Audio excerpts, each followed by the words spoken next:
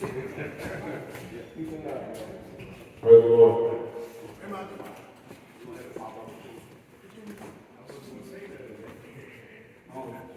Good morning. I don't know any of you, but I know you today. I love you today. I came here and I didn't know what I wanted to say. But God told me what to say. That's right. The day I got to know God, That's right. it was so beautiful.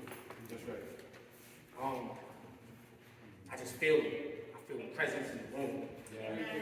Everybody that spoke today, especially you, I got a similar situation, and I feel it to this day. You was talking about your parents. So to give you a little bit of my testimony, first of all, my name is Q. My real name is Jeffrey Sanders. I go by the name of Q. I was born in prison. My mother had me in prison. She died when I was about 4 years old.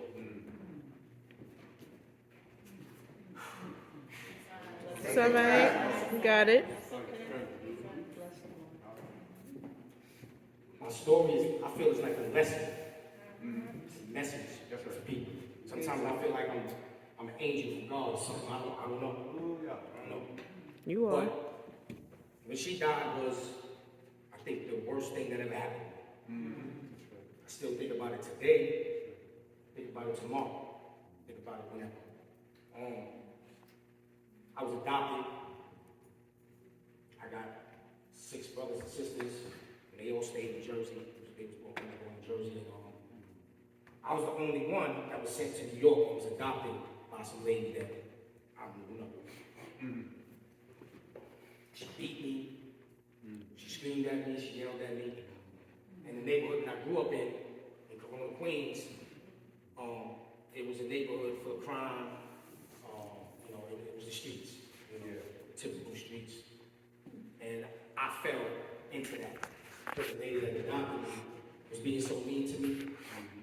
She even one day said to me, she said, "I don't care if you're watching your dead mother in the grave." And then right there, it triggered something in me. And since that day, anytime somebody said something about my mother, I would want to fight. So that anger was in me. And also seeing my friends growing up, they had their mothers and fathers, and I didn't know why they had moms.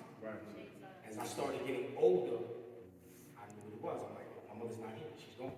So I had to deal with that. But I dealt with it in the streets. So it led me to selling drugs, doing crimes, fighting all the time. Till I wound up going to prison. I wound up spending 1 year in Spofford, came home, didn't change my life, and I was still doing the same thing, and I wound up going to jail when I was 16, Rikers Island. I went up north and did 6 years, and spent those 6 years up north. Those years weren't good years. At the time, I thought they were good. I was having fun, I was still fighting, I was still doing things I shouldn't be doing. Why? Because I didn't know God. So let's go to the story now. I know God now. So, when I came home from prison in 2000, I was still in the streets a little bit. I was a little bit more wiser, but I was streetwise now. I still didn't really know God. I went to church before and all of that, but just because you go to church don't mean you know God, right? So, I started having kids. There was times where I was dead broke, didn't have a place to live, and You got it. I slept in the car with my kids before. There's a lot of things I've been through. I don't want to take up too much time. I can tell you a whole lot. But as I started having more kids and meeting more people, dealing with life situations, I started getting smarter. But I didn't want to keep getting smart in the streets. I wanted to take it to a different level. I was like, wow, I always felt God, even when I was in the streets and I was running wild, I still had God in me though. Like, I was always a loyal person. I never stole from anybody. I didn't do anybody grinding.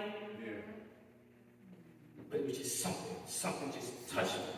And it had to be God. Because who else is it? What else is it?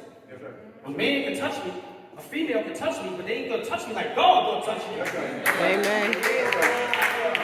So when God touched me and I really started, believing and having faith, and I started praying, like why? And I was asking why. And they say that you're not supposed to ask why or ask God anything or not believe. I didn't believe then. I didn't really know.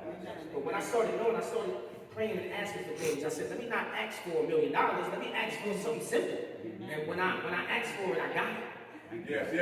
See, sometimes we think that you gotta ask for something. If you don't get it, when you're asking for it, you don't believe no more. That's right. How many people in here know the term, like a lot of this, to get married, right? Females will wait a certain amount of years until they feel like they're gonna move this guy in or marry him, right? You give them 5, 10 years. How come we don't give God 10 years, 20 years? Amen. Like, give God the time. Amen. I didn't give God time. That's what it was. I didn't give him no time. I prayed and I didn't get what I wanted, and I gave up.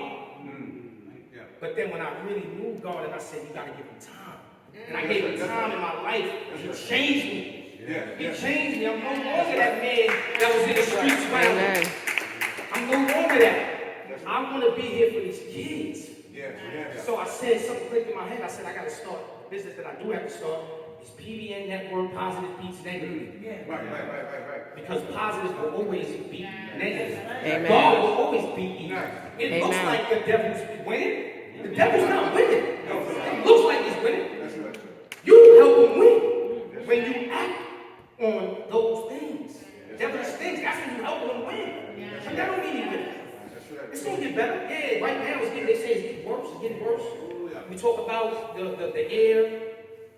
I said to myself, God gave me breath. God gave me breath. Yeah, I'm fighting. It can't make me. It's not going to do anything to me. Because I believe. And we stayed in the house. How long we stayed? We stayed in the house 2 days. And then one day I said, no, we're going outside today. Because that's not, God got us. If that air was supposed to do something to me, it should do something to me right now. Amen. But it ain't going to do nothing to me. Because I believe. And I have faith in God. I have faith. And I want each and everybody right now to know that whatever you're going through in life, trust me, it's somebody that's been through worse. And we all really go through the same thing because we all here on this earth. This is evil. The earth is evil. We are not. It's what the people, the choices that we make in life. You can be anything you want to be. You can feel any way you want to feel. Amen. But God got a plan. Always. God had a plan for me, and that's why I'm here today. Amen. Those things that I went through in my life, shootouts and things like that, that's no longer here anymore. That's washed away. God will wash away all those sins. You just gotta ask Him. Amen. You just gotta ask Him. That's all you gotta do. And that's why I feel the way I feel today. Because God is in me. One day, this was probably like last year, somebody said, it looks like you believe in God, but I don't see you going to church like that. I said, God is not just in the church. God is everywhere. It's here, really. But there's nothing wrong with going to church. That's why I'm here today. Deacon Bo, he invited me, and it was just like, I gotta come. Because nobody's perfect. And I'm still learning today. And as I learn more and more, the more and more I know God. The more and more I know that He's real. Amen. These kids out here, they'll go to the street, they'll go to the big homie. And the big homie, they'll believe in him. And the big homie tell them to go to the block, go to the store, and they'll go, right? So how come nobody want to listen to God and believe in God? Or their parents. Your parents tell you to go to the store, you get mad. You want to suck your teeth. But your parents brought you into this world. How you sucking your teeth at your parents? How you listen? You listen to the devil. When the devil come knock on your door, you listen.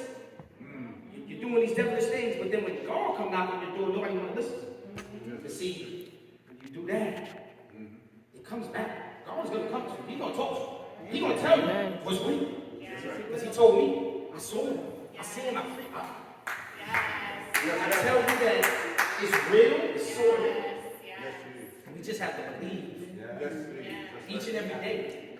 Sometimes when I miss a prayer, if I don't pray and I miss it, I'm mad. And what do I say all the time? I'll get in the car and we start going somewhere and I'm like, yo, did you pray? You gotta, because before you leave, because the armor, that's right, put that armor on, because when you go outside, it's out there. Amen. See, the devil, don't think the devil's working 24/7, but the devil's not this big. The devil is a spirit, it's an entity. And it jumps into people. The devil could be in your cousin. The devil could be in your brother, your father sometimes. If you're wondering why is my fiance or why is my this and that acting funny, that's because the devil, you got to get the devil washed. You got to get the devil out. I think it was yesterday we was doing laundry. And the devil was trying to attack me. See, when you're doing great, that's what the devil's working though. He's on you because you're doing something good. When you in the home of God, the devil don't want that. Tried to attack us. I was doing laundry in the area where we was at. It was like an area like this. It was real small, and we was doing our laundry. And the guy he was sitting over there. He just kept staring at me. I was wondering why he was staring at me. Maybe he know me from something. I didn't say nothing. So we folded clothes, and next thing you know, he wanted to come over here and mess with us. We in a little area. He wanted to charge his phone over here. He couldn't charge his phone anywhere else. So I just felt like that was the devil trying to attack me because I was getting riled up. I'm like, hey, why are you messing with us right now? We're trying to fold clothes in a little area. We ain't got no space on that. You want to come over here and ball us? But I said, that's the devil. Amen. Yep. So I didn't say that. Now, before, when I was in the streets, I would have said something to him. Excuse me. But I probably would have smacked.